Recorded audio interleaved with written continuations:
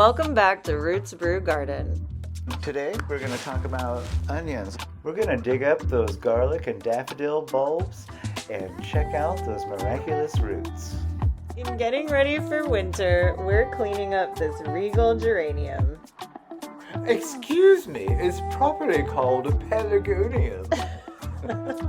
We're also talking about slugs and snails. Oh, here's one right here. Yeah, this guy here, I saw him attached. All right, nice brown snail. Just chilling. How to coexist with them, and some not so killer ways to disappear them. Join us on this slow and low adventure in our Roots Brew Garden. Good morning and welcome back to Roots Brew. Today we're going to talk about onions. We're going to have a little discussion about onions, these wonderful Bareroot onions, and I got these couple 6-packs of leeks. I've learned some things about leeks I want to share with you.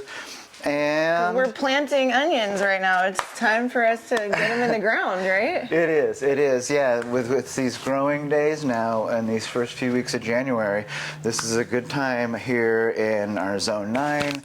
You know, we're within miles of the coast here, so we've got the giant Pacific Ocean, miles and over the hills and dales there. What else are you going to show us today? I interrupted you. I want to show you a little bit about these. This is last week we planted up the garlic and the tulips and some daffodils, and I want to show you how the roots have progressed in growth in 1 week. We're going to dig them up. I'm going to dig them up because it's something you don't want to do, but I'm going to do it for you. Okay. So y'all can see. And then we're going to talk about slugs and snails, right? Because that could be a problem right now. If you've got the lettuce out, you've got your greens out, and then you go to look underneath your little blankie, and they're like chewed on chewed to the off to the base and the whole crown chewed out. So we're going to figure out we're going to talk about slugs. Okay. Yeah, and how we can live with them. And two more actually. Two more things we're going to talk about. We're going to talk about pelargoniums, aka geraniums. We're going to clean them up and just show you how to get them ready for winter, get them through the winter. Yeah, get them through the winter, get them cleaned up so we can see these beauties bloom in spring. And they do it nice and early in the spring, especially in a sunny windowsill. And yeah, I saw these the other day in the back 40 of the nursery here, and these are last year's spring bulbs, and they're saying, it's time. We're doing it on schedule. What we want to do. This is indicative of it's time. This is your last chance, people. Just gotta. No, we still do have some daffodils, and we got to get these things planted, basically. And you're gonna love it if you do. You're gonna love it if you do. If you don't, you'll be here in the spring going, "Oh, you got any daffodils?" I go, "Nope." But I got some planted up here for you. Okay, onions. So what we got here is some Bareroot onions. These are mostly long day onions. And what is a long day onion, right? yeah, what does that mean? Yeah, what is a long day onion? What's an intermediate day onion? What's a long day? So long day, when they refer to that means what triggers it to bulb. So the long day, here in Zone 9, our longest day is about 15 and a half hours long or so, approximately on June 22nd or so, right? So the long day, that lengthening day, the long day is what triggers the bulbing. So what we have to do here to get the biggest bulb with these long day onions is get them planted as the days begin to grow. And here we are, second week of January, and we need to get these planted. Now, to get their roots established, we're mainly going to be focusing on the roots in these first few weeks of growing to get them nice and established. And then as the days warm up, every little warm day, they're going to start growing, right? They love the cool weather, though. So does the long day mean that they're going to go the longest? So, like, these will need to grow longer than the short day ones? Like these onions are going to take the longest, basically. Is that? Yes, you're right. Okay. You're right. Because if there was a short day onion, they're triggered at 12 hours. Okay. And so they begin their bulbing process at 12. And so once, it takes a little bit of time once it's triggered to finish out. And what's the benefit of the long day? Are these ones just really delicious? Is that? They are. These are great varieties. Well, the reason, there's a few things here. Okay. Keeping qualities. The long days are the keepers. The short day onions generally don't keep a couple months. They're sweet and they just don't have those pungent qualities. They're less pungent, and I guess maybe it's that pungency that keeps them preserved. You mean once you cut them? Once you pull them? Once you pull them. Okay. Yeah. Oh. It's so, like these guys, 9 months, 10 months in storage. Patterson and Red Wing. Really good storage onions. Can you explain where these onions come from? Like, how do we get? I know, they look so nice. Don't look at this one especially. It's those shiny little starts. Okay, so these are grown down in Texas by Dixondale Farms, and they've got some really sandy bottom land down there, really beautiful soil, and they seed these in really thick in these beds. So it looks like they're just big, wide onion beds, just little starts. And so at a certain point, when they get to the certain size, they'll send a crew in. I think they run a shank underneath it in the field, it loosens them up, and then a crew will come in, and they're kind of like the roots are all tied together because they're so tightly planted, so they kind of stay together when they're harvesting. And look, a guy will have, I don't know how exactly, he probably has these rubber bands on something, and he's making bundles. By hand. Wow. Yeah, a team out there going down the row in this southern sunny Texas. And these guys, if the guy has a bigger hand, you get a bigger bunch, it seems like. So you want to get the guy who's got the big hand because he makes the big bunches. But they're beauties. So I'm always impressed with that. And this just gives you like a really great start. It's just like a pop and go kind of. Yeah. You're buying time here. Yep. These things are already grown. What do they got on here? They probably got at least a month's growth on here, at least probably a month and a half. From seed, probably more than that, probably 2 months right there. We're gonna open the bundle as soon as you get it home. How far apart? And then we're gonna take these guys out. And it depends. If you want to eat some green onions early on, you plant them 2 inches apart. If you want to, 4 inches apart, if you're just gonna, make a bulb. So, but if you want to you could plant them thick, and then as you're like, I need some green onions, pull out every other one as they go and let the other guys bulb up. It's one way to manage them. Okay. A cool thing I've also learned about onions is every leaf represents a ring in the bulb. So we want 9 or 10 good leaves. So our goal is to get these planted up, growing fast, and just pumping out leaves, 9 to 10 good leaves by the time we hit bulbing season, which in this case is like, what did I said, June. We're going to hit it with a good nitrogen. So we're going to plant them a couple inches deep. Below that, we're going to have placed some chicken shit or something, some kind of, nothing too hot, but let's sprinkle a chicken manure or something organically and good like that, some fish maybe, fish meal, something below it, so when their roots go down and they hit that, they just have some nice nitrogen rich soil, fertilizer to really push that growth and get some good roots going. So what I'm going to do when I plant mine, I'm going to take the time to put the Agribond, the agricultural fabric over the rows. That'll protect it. It's just going to help them get a better start, get established better. And furthermore, what about these onions? What have I haven't touched on? We got the planting distance, we got the planting depth, we got the fertilizer underneath them. That's really important. And we just want that good early start here in January. So, because we have these, every year in about February, we get these just great spells of warm weather, and we could really get some good growing going on there. We do have to watch out for weeds this time of year. It's all, you know, the rains have got all those winter weeds sprouting up, so we're going to make sure we got a good clean start and no weeds.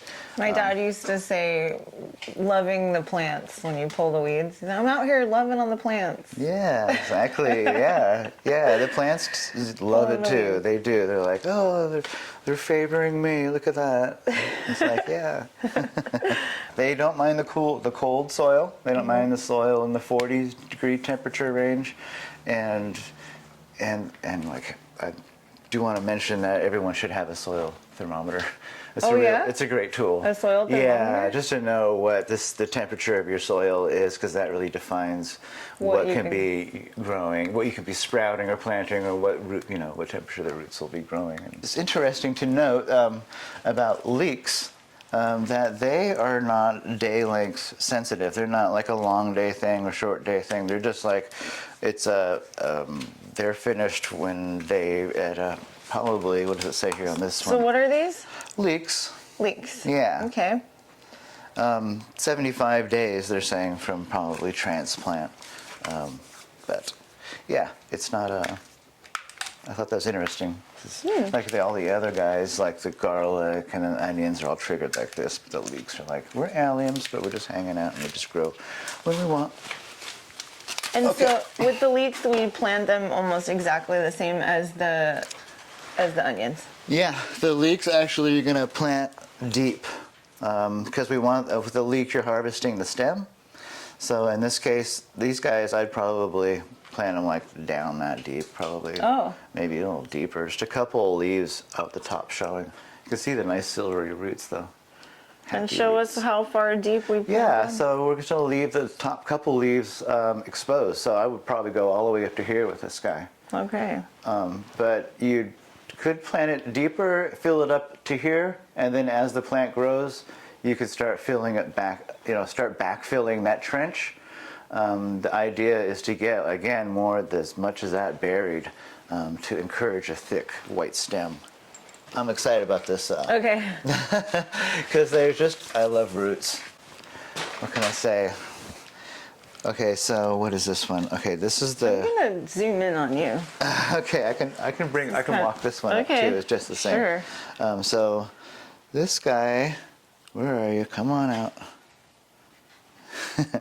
I don't know what happens. This guy got planted a little bit crooked during all the fuss when we were planting him. I don't know. I think I dug my hands back down in there, but I can dig this guy out here next to him. All right, I'm being a little rude. So tell us what we're doing. Okay, what I'm doing here is last week. Was it last week? Or was it 2 weeks ago? Anyway, I said within 2 weeks. Anyway, but look at the roots on the garlic. Wow. I know. Isn't that sick? I just love That roots. is amazing. Look at that. They're like, oh, thank you for putting. And then there's the shoots emerging. Yeah, this guy, I don't know. When I looked for him, I saw the roots first. I'm like, oh God, what happened? But they figured it out. You can see they did. It would probably make a funky bulb though. But yeah, boom. I hope that wasn't too blurry. Oh, that's great. Okay, and I got already set those later. And then the daffodil was the other one. I'm gonna dig him up, or. I can't believe how much growth it's had in such a short time. That's pretty cool, huh? Pretty cool. Okay, here we go, daffodils. Oh God, what do we got with the daffs? Here we go. They were deeper. Oh, hello, hello. Oh yeah.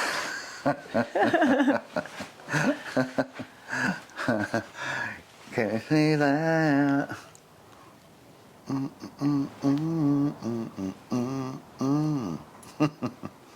So yeah, these are they're way underneath the soil, but they're looking and they're like, okay, I feel I'm deep, but so I'm gonna start making a stem here. You can see it elongating, and so it's exciting.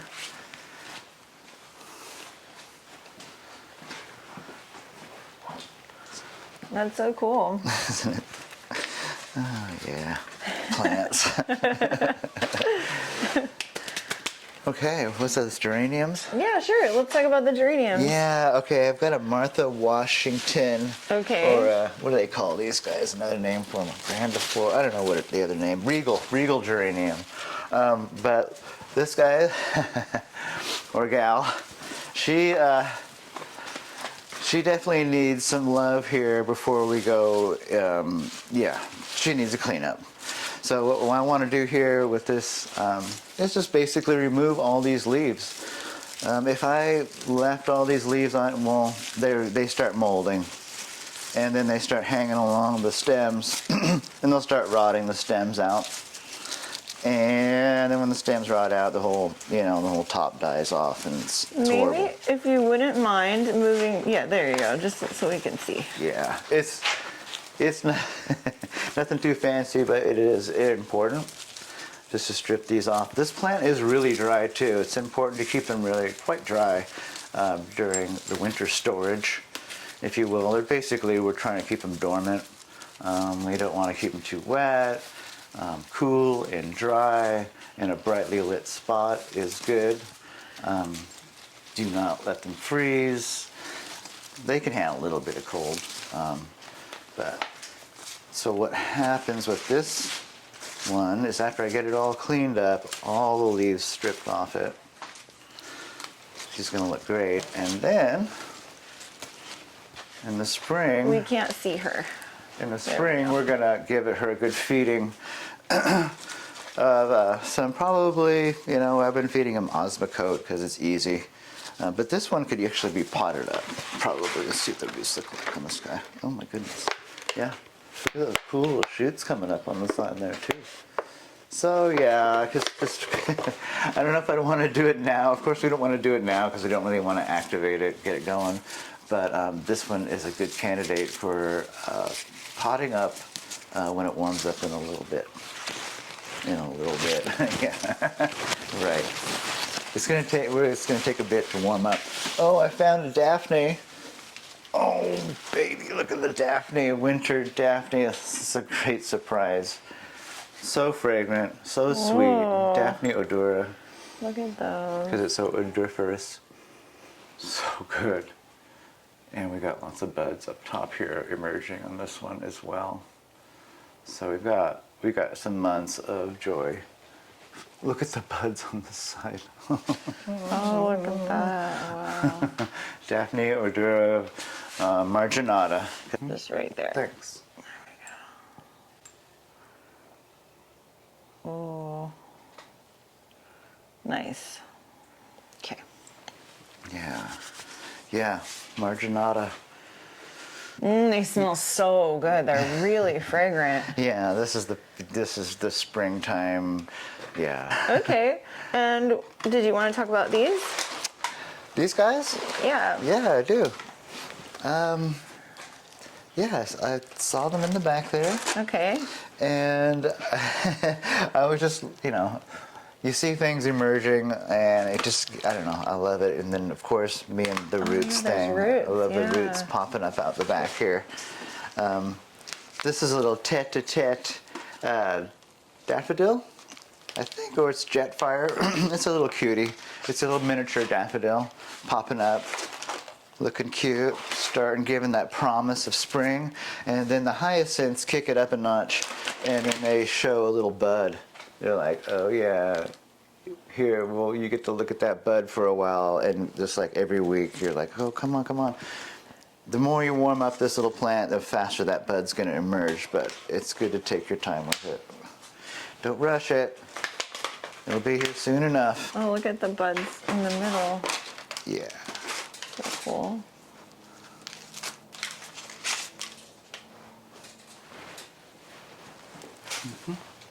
Seeing them emerge, just pushing through the soil. It's exciting.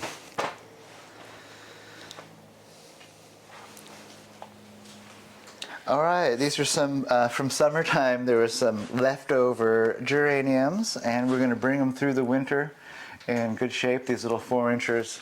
These are started from seed from a local grower. He does it every year. Starts tens of thousands of seeds of these cute geraniums. And it's cool because seedlings have little variations in it, so it's always nice to see his geraniums coming in with different little faces on their flowers. So what I'm doing right now is just picking off the old basically just want to pick off all the dead stuff. So when it gets a little bit damp in the wintertime, if by chance it does, the Botrytis mold doesn't mold the stem out. And yeah, and then we just keep them nice and dry. You can see they store most of their water in the stem. If we keep this too wet, a lot of times they'll just rot off right at the base, and you're like, bummer. I love that little red geranium. It made my summer. And what were you telling me about the geraniums and their, because these aren't true geraniums, Yes, right? the terminology behind it, right? Yeah, so these are pelargoniums, and there's pelargoniums and there's geraniums. This is actually a pelargonium. We always call them geraniums. Like no one comes and asks you. Exactly. For, Where are the geraniums? And I go, I know what they're saying. I'm not going to go, this is pelargonium. No, I'm not going to be that guy. But what is cool about the true geraniums are catching on more and more. People are appreciating them here in their gardens and realizing their durability, like the ones that we planted in your garden there. They've been going for like 6-7 years. Yeah, they're totally tough, and they're, cold hardy, and just, yeah. So these are a little bit fussy, but they're worth it. Little South African gems. Okay, what else do we have here? Well, we were going to talk about slugs and snails. Yeah. Should we? Yeah, the slug and snail issue. It's right. You've got your veggies and you've transplanted out your lettuces, and you lift up your little blankie and you're checking on them, and you're like, they're chewed off at the ground level, or they've got one on there right now, and it's a slug or a snail, and it's chewing your lettuce up. And how do we know that it's a slug or a snail? Well, the snails, it's interesting to know that snails leave a trail and slugs don't necessarily leave a trail. It's mostly, of course, banana slugs leave a trail, but snails most likely leave a trail. So if you see a trail, it's most likely a snail. Okay. But snails always have to have their little daytime hiding spot. So every time I see snail damage, I'm always like, okay, you're not far from here. And then we can always look underneath, like in this case, these kind of trays here. Oh, here's one right here. Yeah, this guy here, I saw him attached. All right, nice brown snail. Just chilling. Just chilling, not doing anything, because those are snail-resistant plants. Snails don't eat. They probably they will eat the flowers, but they won't eat the foliage of hyacinth and daffodils. So what do we do about them? So right, they're everywhere. It's interesting to know that it's slugs, because they're just like a snail without a shell, right? And so they have the ability. Where do those guys go? They actually, I'm not going to say shapeshift, but they make their way into the soil. Actually, 90% of the slugs are in the soil. So if you see, a few on top, 90% of them are actually finding their way between the little crevices and cracks, and they're in the dirt. So what are you saying? So you're saying that if we see like one on top of the soil, that there's another. Another 10 down below, or another so. 10 down below. Yeah, Okay. exactly. Yeah. So yeah, they're stealthy, I think, and that's kind of cool. They're important to the soil structure and making soil. They're primary decomposers. Their little mollusk mouths chew up decomposing roots and just basically organic matter, funguses, and things like that.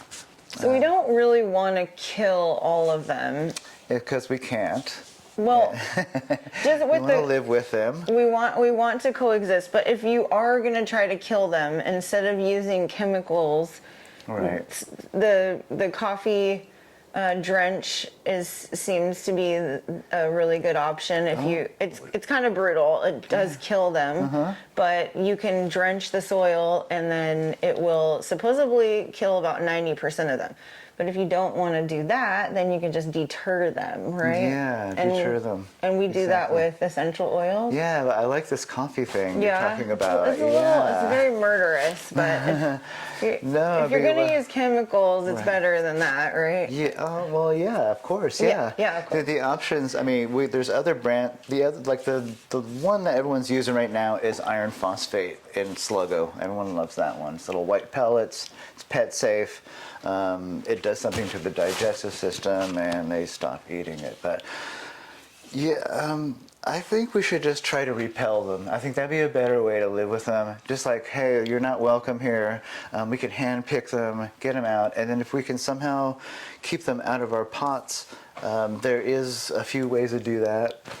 And with the raised beds, you could put copper tape all the way around the edge of it. And there's what that does, it basically gives a little electrical charge to them. But an important part of that copper tape is that it be at least 2 inches wide, right?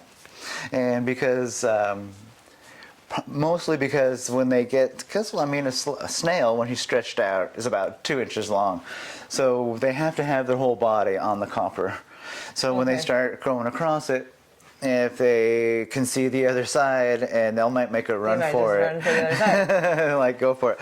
So if it's long enough, they're like, okay, this is not looking good. I'm gonna have to turn around, or I'm gonna have to abandon ship. They'll just fall right off. They'll just detach. I liken it probably to like biting into aluminum foil, probably to them. So it's probably no fun for those little guys. So, yeah, just so if we could repel them and with essential oils and just like mechanically with the copper, that would be great. I also, doing a little research, I found this really cool electrical, I don't know, I think it's in Switzerland or something, but it's basically it's like electric fence that attaches to the edge of your raised bed, and it's 2 electric leads basically that go all the way around, and it's just. Does it work for the deer? It's totally safe, pet safe. You can touch it. It's like super low voltage. It's just a couple of batteries in there. So yeah, as soon as the little guys hit it, it definitely gives them a little charge. I saw so I thought that was a great passive way to do it, and someday maybe we can show that product. Yeah, that sounds good. And then the one thing about the essential oils is that you have to reapply every time it rains, right? Yeah, yes, I imagine quite often, right? Because it just will kind of wash it away, and then. Yeah. Okay. All right, this is the first of the prunus family to bloom in the spring here. This is Peggy Clark flowering apricot, Prunus Mume. It's one of the 3 plants of winter in Japanese lore. The flowering apricot, the pine, black pine, and the bamboo. It's just amazing. This has been out through all that cool weather. It's been through a bunch of rain, and it's great how these things are kind of designed that way. They're kind of hanging so they like repel the rain. They're like, but still make a little spot for the bees to come in and get that nice little early pollen. And they smell great too. They kind of, I don't know. It's like a sandalwood, like incense kind of. I don't know. I smell love it. It's exotic to me. It's very light. Yeah, it's Sweet. when the sun hits it, of course, so it'll bring it out. But yeah, Prunus Mume. I want one. Yeah, they're amazing and early, just like this one too. This wonderful Daphne, which I'm smelling as well. Daphne odora, winter Daphne. Winter Daphne. Okay, well, thank you for everything you shared with us today. I feel like it was really helpful. Yeah, thanks. Yeah, it's been fun. I had a great day. Yeah. Sharing all the goodies, and looking forward to coming back next week and sharing some more. Yeah, there's always something to share. Yeah.